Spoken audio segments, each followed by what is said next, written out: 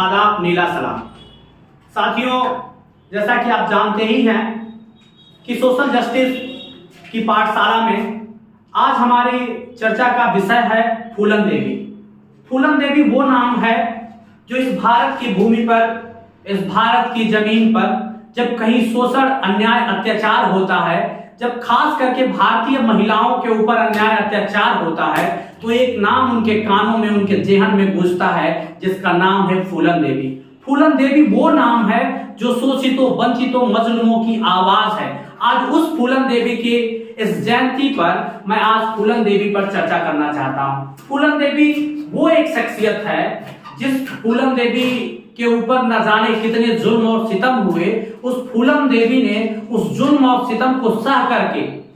उस जुल्म और सितम को सह करके उन्होंने एक इतिहास कायम करने का काम किया। इतिहास ऐसा कि अगर कोई जुल्मी जुल्म कर रहा है तो उसे जवाब कैसे देना है। अगर इसका किसी ने उदाहरण बनने का काम किया तो उनका नाम फूलन देवी है। फूलन देवी के इतिहास के बारे में तमाम लोगों ने आपको चर्चा किया होगा या आपको कहीं ना कहीं से पता चल ही गया होगा, लेकिन आज स्पेशली फूलन देवी की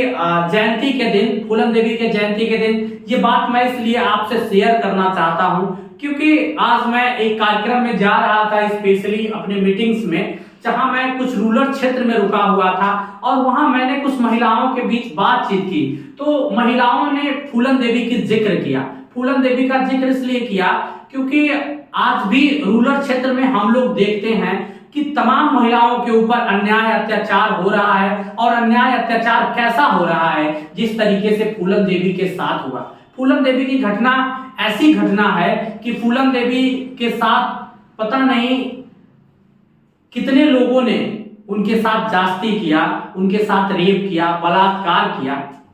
और उस रेप और बलात्कार के बदले में फूलन देवी ने उन जितने रेपिस्ट लोग थे, जितने रेपिस्ट लोग थे, उन रेपिस्टों को एक लाइन में खड़ा करा करके, एक लाइन में खड़ा करा करके 22 लोगों से ज्यादा लोगों को उन्होंने मौत के घाट उतार दिया। और ये खबर पूरे देश में आग के जैसे फैल गई थी। और वो फूलन देवी का जो एक्शन था, जो फूलन देवी ने एक्शन लिया था, वो एक्शन ऐसा एक्शन था कि आज भी इतिहास में फूलन देवी अमर है। इसलिए नहीं अमर है कि फूलन देवी के बहुत लोग जानने वाले हैं, फूलन देवी को बहुत मानने वाले हैं। फूलन देवी के इस कारनामे से, जो हजारों साल से इस देश में भारतीय महिलाओं को गुलाम बनाकर रखा गया, उनको जीवन जीने का अधिकार कैसे कैसे दिया जाता है, उस समाज में, जिस समाज में जब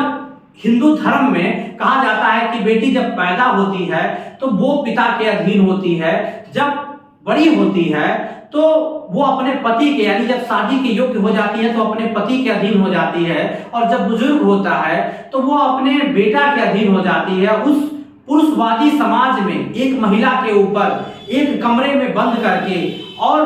3 हफ्ते से ज्यादा दिनों तक कुछ लोग शोषण करते हैं, उसके साथ रेप करते हैं, बलात्कार करते हैं, और उसे पूरे उस गांव में, जिस गांव में ये घटना है, पूरे गांव में उन्हें नंगा घुमाया जाता है। इस बात से बहुत आहत होती हैं फूलन देवी, इस बात से बहुत आहत होती हैं। वो किसी तरीके से वहां से अपनी जान बचा करके निकल तो जाती हैं, लेकिन निकलने के बाद वो बीहड़ के चंबलों में जाती हैं, और बीहड़ के चंबलों में जा करके, शायद बीहड़ के चंबलों में जा करके वो ऐसा रूप धारण करती हैं कि उस रूप के बारे में आज भी कहावतें कही जाती हैं। क्या उस नरसंहार की खबर पूरे देश में आग की तरीके से फैली। उस वक्त उत्तर प्रदेश में वीपी सिंह की सरकार थी, जो उत्तर प्रदेश में इतना ज्यादा प्रेशराइज होना पड़ा कि वीपी सिंह को अपनी सरकार से इस्तीफा देना पड़ा, और लगभग 2 सालों तक फूलन देवी को उत्तर प्रदेश पुलिस से लेकर के पूरे देश की पुलिस खोजती रही, लेकिन फूलन देवी को पा ना सकी। और फूलन देवी को जब नहीं मिली फूलन देवी, तो इस देश में इंदिरा गांधी ने एक्शन लिया, और इंदिरा गांधी ने ऐलान कराया कि आप आत्मसमर्पण करें। तो फूलन देवी ने 1994 में आत्मसमर्पण किया, लेकिन आत्मसमर्पण करने से पहले फूलन देवी की कुछ शर्तें थी। वो शर्तें ऐसी थी कि फूलन देवी ने कहा कि मैं अपनी बंदूक कभी पुलिस वालों के सामने नहीं रखूंगी, और ना ही पुलिस वालों के सामने मैं आत्मसमर्पण करूं। उन्होंने कहा जो उनका जो मांग इस तरह से थी कि हमें आत्मसमर्पण करने के बाद हमारे साथियों को किसी को भी फांसी की सजा नहीं होनी चाहिए, मौत की सजा नहीं होनी चाहिए, और जो भी आत्मसमर्पण का कार्यक्रम होगा हमारे पूरे परिवार के लोगों के सामने एक मंच लगा करके हम लोग आत्मसमर्पण करेंगे, जिसमें हमारे परिवार के सारे सदस्य मौजूद रहेंगे। ऐसी घटनाओं के बाद फूलन देवी आत्मसमर्पण करती हैं, और फूलन देवी के आत्मसमर्पण के बाद फूलन देवी को 1994 में मुलायम सिंह यादव की सरकार के द्वारा उन्हें दोष मुक्त कर दिया जाता है, और दोष मुक्त करके मुलायम सिंह यादव